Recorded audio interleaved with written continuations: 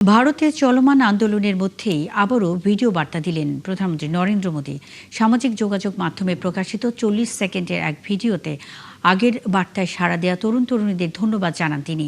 এর আগে বৃহস্পতিবার প্রশ্ন ফাঁসের সাথে জড়িতদের দ্রুত বিচার নিশ্চিতে ফাস্ট ট্র্যাক আদালত গঠনের ঘোষণাও দেন তিনি। এই ঘোষণার পরই কেন্দ্রীয় মন্ত্রিসভা প্রশ্ন ফাঁস বিরোধী খসড়া বিলে অনুমোদন দিয়েছে। আগামী সোমবার সংসদে এ সংক্রান্ত বিল আনারও পরিকল্পনা রয়েছে। আরও জানাচ্ছেন দেওয়ান মুবাশশিরা হোসেন। আবারও মোদির নতুন ভিডিও বার্তা।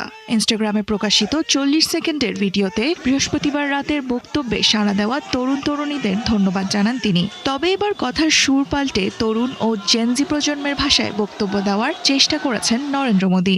Thank you friends. ধন্যবাদ বন্ধুরা, কালকে রাতে আপনাদের সাথে দেখা করার সুযোগ হয়েছে। আমার আগের ভিডিওতে আপনারা যেভাবে সাড়া দিয়েছেন, পরামর্শ দিয়েছেন, তার জন্য সকলকে ধন্যবাদ। আমার বিশ্বাস আপনাদের এই ভালোবাসা অব্যাহত থাকবে, আমাদের যোগাযোগ বাড়তে থাকবে আরও সক্রিয়ভাবে। ধন্যবাদ। Thanks to everybody. এর আগে বৃহস্পতিবার ভিডিও বার্তায় প্রশ্ন ফাঁসকে লাখো শিক্ষার্থী ও তাদের পরিবারের জন্য অত্যন্ত বেদনাদায়ক বলে উল্লেখ করেন প্রধানমন্ত্রী মোদী। প্রশ্ন ফাঁসের সাথে জড়িতদের আইনের আওতায় এনে দ্রুত বিচার নিশ্চিতে ফাস্ট ট্র্যাক আদালত গঠনের ঘোষণাও দেন। আর মোদীর এই ঘোষণার পরই কেন্দ্রীয় মন্ত্রিসভা প্রশ্ন ফাঁস বিরোধী খসড়া বিলে অনুমোদন দিয়েছে। বিলটি সংসদে পাশ হলে প্রশ্ন ফাঁসের সঙ্গে জড়িতদের সর্বোচ্চ 10 বছরের কারাদণ্ড এবং 10 কোটি রুপি পর্যন্ত জরিমানার বিধান কার্যকর হতে পারে।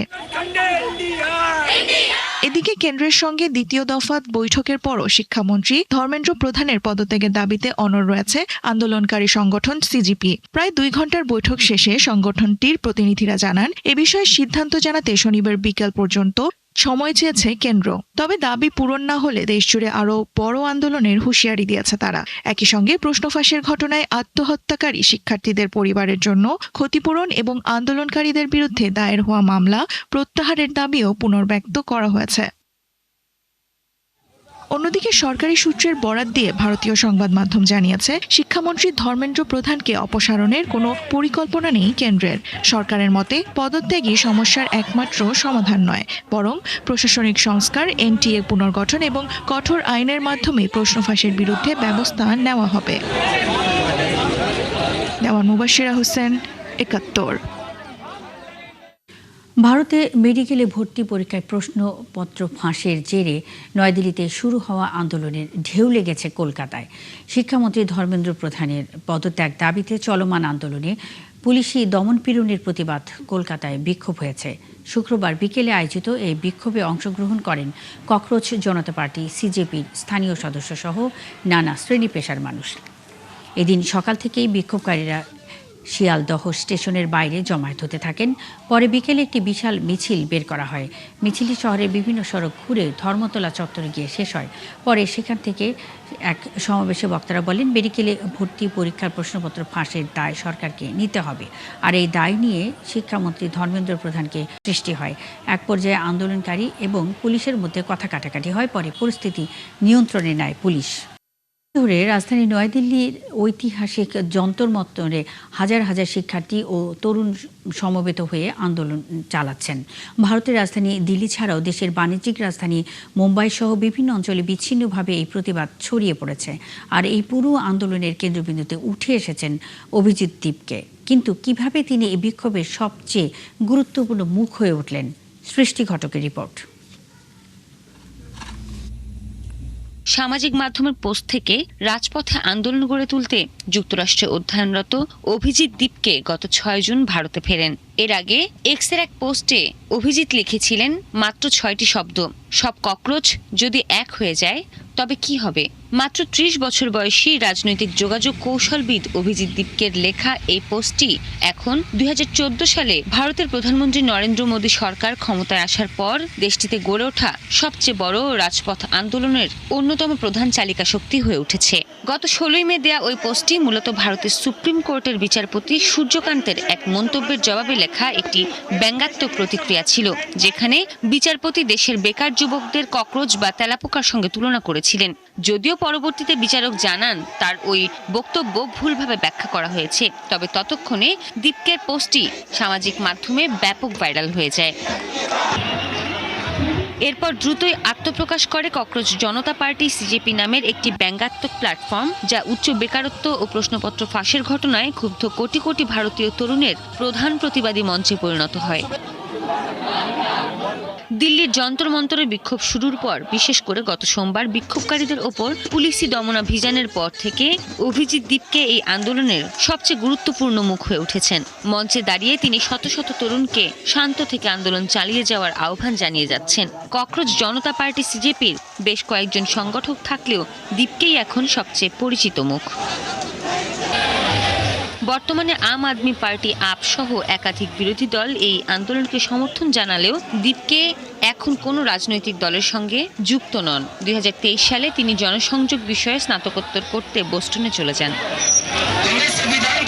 সামাজিক মাধ্যমে এই আন্দোলন ছড়িয়ে দেওয়ার পেছনে বড় ভূমিকা ছিল দিল্লি ভিত্তিক ইউটিউবার মেঘনাথ এসের। দীপকের পোস্ট দেখার পর তিনি ও তার এক বন্ধু এআই ব্যবহার করে ককরোচ জনতা পার্টির একটি ব্যঙ্গাত্মক ওয়েবসাইট তৈরি করেন। মাত্র কয়েকদিনের মধ্যে প্ল্যাটফর্মটির ইনস্টাগ্রাম ফলোয়ার সংখ্যা 22 মিলিয়নে পৌঁছায়, যা বর্তমানে বেড়ে দাঁড়িয়েছে 25 মিলিয়নে। সৃষ্টি ঘটক, 71।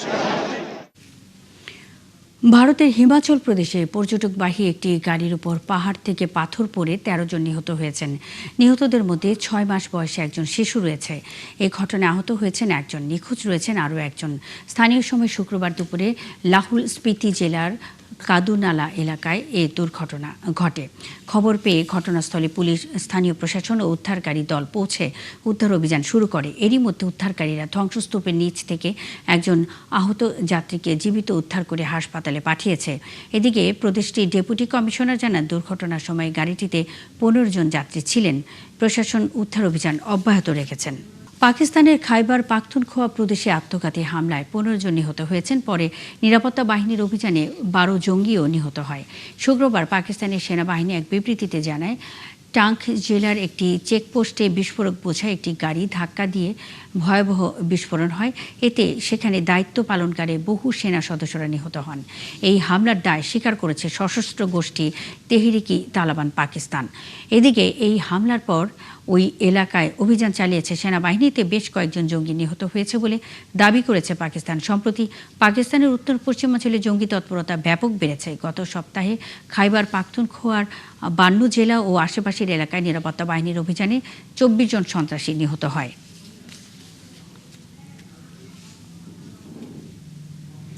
ইউরোপের বিভিন্ন দেশে ভয়াবহ আকার ধারণ করেছে দাবানল। তীব্র তাপপ্রবাহের কারণে ছড়ানো এই দাবানলে শুক্রবার ইতিহাসে প্রথমবারের মতো জাতীয় জরুরি অবস্থা জারি করে স্পেন। অন্যদিকে আটলান্টিক উপকূলে ছড়িয়ে পড়া আগুন নিয়ন্ত্রণে ইউরোপীয় ইউনিয়ন ইইউ এর কাছে সহায়তা চেয়েছে ফ্রান্স। অনেক এলাকায় আগুন নিয়ন্ত্রণের বাইরে চলে যাওয়ায় হাজার হাজার মানুষকে নিরাপদ স্থানে সরিয়ে নেওয়া হচ্ছে। শারমিন স্বপ্নার প্রতিবেদন। ইউরোপের বিভিন্ন দেশে চলছে দাবানলের তাণ্ডব। তীব্র তাপপ্রবাহের কারণে ইউরোপ জুড়ে ছড়ানো দাবানলের জেরে শুক্রবার ইতিহাসে প্রথমবারের মতো জাতীয় জরুরি অবস্থা জারি করেছে স্পেন। দেশটির জরুরি সেবা কর্তৃপক্ষ জানিয়েছে, রাজধানী মাদ্রিদের দক্ষিণাঞ্চলে বড় ধরনের দাবানল নিয়ন্ত্রণে কাজ চলছে। এছাড়া মাদ্রিদের উত্তরে গুয়াদালাহারা প্রদেশে আরেকটি বড় দাবানল নেভাতে শত শত ফায়ার সার্ভিস সদস্য কাজ করছেন। ওই আগুনে এরই মধ্যে প্রায় 32,000 হেক্টর এলাকা পুড়ে গেছে। অন্যদিকে আটলান্টিক উপকূলে ছড়িয়ে পড়া আগুন নিয়ন্ত্রণে ইউরোপীয় ইউনিয়ন ইইউ এর কাছে সহায়তা চেয়েছে ফ্রান্স। বহু এলাকায় আগুন নিয়ন্ত্রণের বাইরে চলে যাওয়ায় হাজার হাজার মানুষকে নিরাপদ স্থানে সরিয়ে নেওয়া হচ্ছে। ধোঁয়া ও আগুনের শিখা ঘরবাড়ির কাছাকাছি চলে আসায় গ্রীষ্মকালীন পর্যটন মৌসুমের অন্যতম ব্যস্ত এলাকা ক্যাফেরে উপদ্বীপ সম্পূর্ণ খালি করার নির্দেশ দিয়েছে ফরাসি কর্তৃপক্ষ। কর্মকর্তারা জানিয়েছেন, এই এলাকা থেকে প্রায় 63,000 মানুষকে সরিয়ে নেওয়া হয়েছে। আগুনে ইতিমধ্যে 10,000 হেক্টর জমি পুড়ে গেছে এবং 80টি ঘরবাড়ি ক্ষতিগ্রস্ত হয়েছে, যার মধ্যে 50টি পুরোপুরি ধ্বংস হয়ে গেছে বলে জানায় কর্তৃপক্ষ। ইতালির সিসিলি দ্বীপেও কয়েকদিন ধরে ভয়াবহ দাবানল চলছে। আগুন নিয়ন্ত্রণে ফায়ার সার্ভিসের প্রায় 6,000 সদস্য, বনরক্ষী ও দুর্যোগ ব্যবস্থাপনা কর্মকর্তারা কাজ করছেন। ইতালি সরকার জানিয়েছে, আগুন নেভানোর কাজে অংশ নিয়ে অসুস্থ হয়ে এক ফায়ার সার্ভিস সদস্যের মৃত্যু হয়েছে। একই সঙ্গে দেশটির কালাব্রিয়া অঞ্চলেও 160টির বেশি দাবানল ছড়িয়ে পড়েছে। ইউরোপীয় স্যাটেলাইট ব্যবস্থা EFFIS এর তথ্য অনুযায়ী 2026 সালের গ্রীষ্মের অর্ধেক সময় শেষ না হতেই ইউরোপে দাবানলে পুড়ে যাওয়া এলাকার পরিমাণ গত 2 দশকের মধ্যে দ্বিতীয় সর্বোচ্চ পর্যায়ে পৌঁছেছে। শারমিন স্বপ্না, 71। ইয়েমেনের হুতি বিদ্রোহী গোষ্ঠীর নিয়ন্ত্রিত হোদাইদা বন্দরনগরীতে হামলা চালিয়েছে সৌদি আরব। গোষ্ঠীটি নিয়ন্ত্রিত সরকারের পররাষ্ট্র মন্ত্রণালয় এ দাবি করেছে। হামলার কঠোর জবাব দেওয়ার হুঁশিয়ারিও দিয়েছে গোষ্ঠীটি। হুতি সমর্থিত আল মাসিরা টিভি জানিয়েছে, হামলাগুলো টেলিযোগাযোগ কর্তৃপক্ষের স্থাপনাগুলোকে লক্ষ্য করে চালানো হয়েছে। সংবাদ মাধ্যমটি কামারান দ্বীপেও হামলার খবর দিয়েছে। দ্বীপটিতে হামলায় এখন পর্যন্ত এক নারী আহত হয়েছেন। রয়টার্স জানিয়েছে, হোদাইদা বন্দরেও বিস্ফোরণ ঘটেছে। তবে ইয়েমেনে সৌদি নেতৃত্বাধীন জোট বন্দরটিকে লক্ষ্যবস্তু করার কথা অস্বীকার করেছে। ইয়েমেনে সৌদি নেতৃত্বাধীন জোটের আনুষ্ঠানিক মুখপাত্র মেজর জেনারেল তুলকি আল মালিকি এই উত্তেজনা বৃদ্ধির জন্য হুথিদের দায়ী করেছেন। তিনি লোহিত সাগরে জাহাজগুলোর ওপর গোষ্ঠীটির হামলাকে কাপুরুষোচিত ও বেপরোয়া বলে উল্লেখ করেছেন। যুদ্ধবিরতির প্রস্তাব আসতেই মধ্যস্থতায় নেমেছে কাতার, মিশর ও পাকিস্তান। কিন্তু বাস্তবে যুক্তরাষ্ট্র ও ইরান দুই পক্ষই বাড়াচ্ছে সামরিক হামলা। হরমুজ প্রণালী ঘিরে বাড়ছে উত্তেজনা, আর প্রতিশোধের রাজনীতিতে সংকুচিত হচ্ছে কূটনীতির পথ। তবে কি দুই দেশ এমন এক যুদ্ধের ফাঁদে আটকে গেছে যেখান থেকে বের হওয়া ক্রমেই কঠিন হয়ে পড়ছে? বিস্তারিত জানাচ্ছেন দেওয়ান মোবাশ্বিরা হোসেন। ইরান ও যুক্তরাষ্ট্রের সংঘাতকে ঘিরে যে কোনো সময়ের চেয়ে এখন বেশি উত্তপ্ত মধ্যপ্রাচ্য পরিস্থিতি। যুদ্ধবিরতি থামাতে চলছে কূটনৈতিক তৎপরতা, এর মাঝেও থামছে না পাল্টাপাল্টি হামলা। ফলে প্রশ্ন উঠছে, যুক্তরাষ্ট্র ও ইরান কি এমন এক যুদ্ধের চক্রে আটকে গেছে যেখান থেকে বের হওয়া এখন কঠিন? সংঘাত থামাতে কাতার, মিশর, পাকিস্তান সহ কয়েকটি দেশ 10 দিনের যুদ্ধবিরতির প্রস্তাব দিয়েছে। একই সঙ্গে গত মাসের অন্তর্বর্তী সমঝোতা আবার কার্যকর করার কথাও বলা হয়েছে। প্রস্তাবের গুরুত্বপূর্ণ অংশ হরমুজ প্রণালী দিয়ে বাণিজ্যিক জাহাজ চলাচল স্বাভাবিক করা, কারণ বিশ্বের প্রায় 20% তেল ও গ্যাস এই জলপথ দিয়েই পরিবহন হয়। তাই হরমুজে উত্তেজনা শুধু মধ্যপ্রাচ্যের নয়, পুরো বিশ্বের জ্বালানি বাজারের জন্য বড় ঝুঁকি।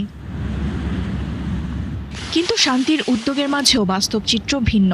এবারের মার্কিন হামলায় ইরানের ব্যাপক ক্ষয়ক্ষতি হচ্ছে। ইরানের হামলায় কয়েক মার্কিন সেনা নিহতের পর দেশটিতে প্রেসিডেন্ট ডোনাল্ড ট্রাম্পের নির্দেশে আরও জোরালো হামলা চলছে প্রতিদিনই। অন্যদিকে মধ্যপ্রাচ্যে থাকা মার্কিন ঘাঁটিগুলোতেও IRGCর হামলায় নাজেহাল অবস্থা। বিশ্লেষকদের মতে দুই পক্ষই এখন চরম প্রতিশোধ প্রবণ হয়ে ঘাত প্রতিঘাতের চক্রে আটকা পড়েছে। নিরাপত্তা বিশ্লেষকদের ধারণা, যুক্তরাষ্ট্র এখন সংঘাতকে হরমুজ প্রণালী ও পারস্য উপসাগরের মধ্যে সীমাবদ্ধ রাখতে চায়। তবে প্রতিদিন নতুন নতুন লক্ষ্যবস্তুতে হামলা পরিস্থিতিকে আরও জটিল করে তুলছে। এদিকে ইরান বলছে, সামরিক অভিযান চলতে থাকলে আলোচনায় ফেরার পরিবেশ তৈরি হবে না, কারণ এখানে প্রতিশ্রুতি রাখা নিয়ে বিশ্বাসের প্রশ্ন তৈরি হয়েছে। আরেকটি বড় আশঙ্কা হলো, এই সংঘাত যদি হরমুজ ছাড়িয়ে লোহিত সাগর কিংবা বাব আল মানদেব প্রণালীতে ছড়িয়ে পড়ে, তাহলে বৈশ্বিক জ্বালানি সরবরাহ ও বাণিজ্য বড় ধরনের সংকটে পড়তে পারে। দেওয়ান মুবাশিরা হোসেন, 71।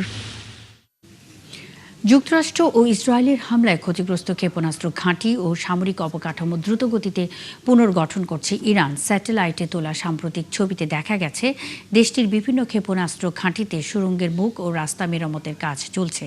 মাসের পর মাস বিমান হামলা সত্ত্বেও তেহরান তাদের অস্ত্র ভাণ্ডার ও ভূগর্ভস্থ মজুদ আবারও সচল করতে সক্ষম হয়েছে।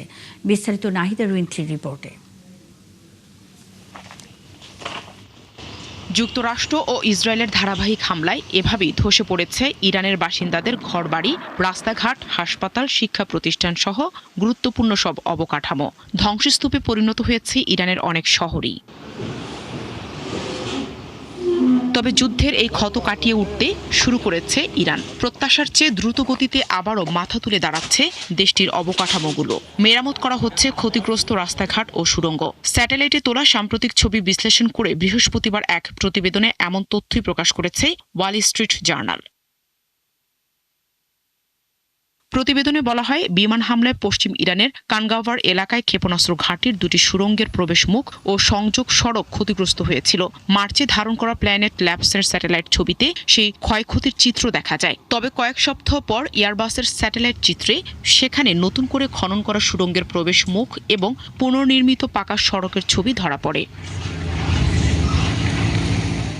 এদিকে একজন ইসরায়েলি সামরিক কর্মকর্তার বরাত দিয়ে ওয়াল স্ট্রিট জার্নাল জানায়, কয়েকদিন আগে যুক্তরাষ্ট্রের হামলায় ধ্বংস হওয়া একটি সেতু মেরামত করেছে ইরান। জুলাই মাসের শুরুতে কাস্পিয়ান সাগরের আঞ্জালি বন্দরে একটি শিপইয়ার্ডেও মেরামতের কাজ করতে দেখা গেছে। আইডিএফের সাবেক বিমান প্রতিরক্ষা বিভাগের প্রধান জানান, ইরান আবার মজুদ ভাণ্ডার পূরণ করছে। শিল্পায়ন ও পুনর্গঠনে তাদের সক্ষমতা সত্যি অসাধারণ। প্রতিবেদনে আরও বলা হয়, যুক্তরাষ্ট্র ও ইসরায়েলের হামলায় ইরানের অনেক ক্ষেপণাস্ত্র ঘাঁটির ভূপৃষ্ঠের প্রবেশ মুখ ধসে পড়েছিল। তবে পুরোপুরি ধ্বংস হয়নি ভূগর্ভস্থ অস্ত্র ভাণ্ডার। ফলে আবার প্রবেশপথ খনন করলেই সেসব স্থাপনা ব্যবহারের উপযোগী হয়ে উঠবে। নাহিদা রিন্থি, ৭১। অধিকৃত পশ্চিম তীরের উত্তরাঞ্চল তেলগ্রামে ইসরায়েলি বাহিনীর গুলিতে 4 ফিলিস্তিনি আহত হয়েছেন আরও 6 জন। স্থানীয় সময় শুক্রবার ফিলিস্তিনি স্বাস্থ্য মন্ত্রণালয় এ তথ্য নিশ্চিত করেছে।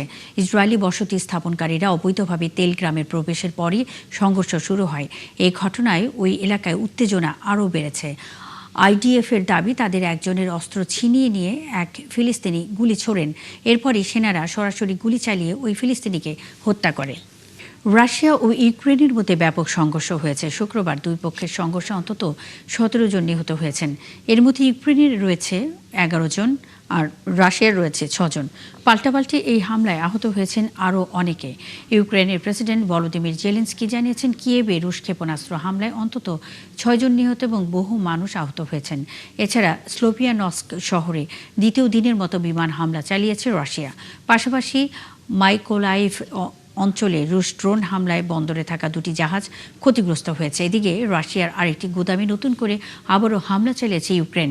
যে হামলায় কির্ভ অঞ্চলে একটি গুদামের 6 শ্রমিক নিহত হয়েছেন। টানা কয়েকদিন যাবৎ রাশিয়ার বিভিন্ন গুদামে হামলা চালাচ্ছে ইউক্রেন। এসব জায়গায় ড্রোন তৈরির যন্ত্রাংশ মজুদ রয়েছে এমন অভিযোগে এসব হামলা চালাচ্ছে কিয়েভ। গাজায় ইসরায়েলের আগ্রাসন নিয়ে প্রকাশ্যে বক্তব্য রাখায় নিউ ইয়র্ক সিটির মেয়র জোহরান মামদানিকে স্ত্রীসহ হত্যার হুমকি দেওয়া হয়েছে। মার্কিন সংবাদ মাধ্যম রোলিং স্টোনকে দেওয়া সাক্ষাৎকারে এসব জানান মামদানি।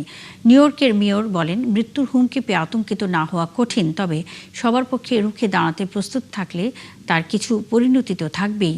নিউ ইয়র্ক অঙ্গরাজ্যের আইনসভার সদস্য থাকার সময় একই ধরনের হুমকি পেয়েছিলেন তিনি। ইসরায়েলকে যুক্তরাষ্ট্রের সামরিক সহায়তার সমালোচনা এবং ফিলিস্তিনি বেসামরিক নাগরিকদের হত্যার বিরুদ্ধে অবস্থান নেওয়ার পর থেকেই এসব হুমকি শুরু হয়েছে জানান মামদানি। এই ছিল এখনকার আয়োজনে। বিশ্বের আরও নতুন কিছু খবর ও বিশ্লেষণ নিয়ে দুপুর 1টায় আবারও হাজির হবে বিশ্বযোগ। সরাসরি সংবাদ অনুষ্ঠান দেখতে চোখ রাখুন ৭১-এর ফেসবুক পেজ এবং সাবস্ক্রাইব করুন ৭১-এর ইউটিউব চ্যানেল। থাকুন ৭১-এর সাথে।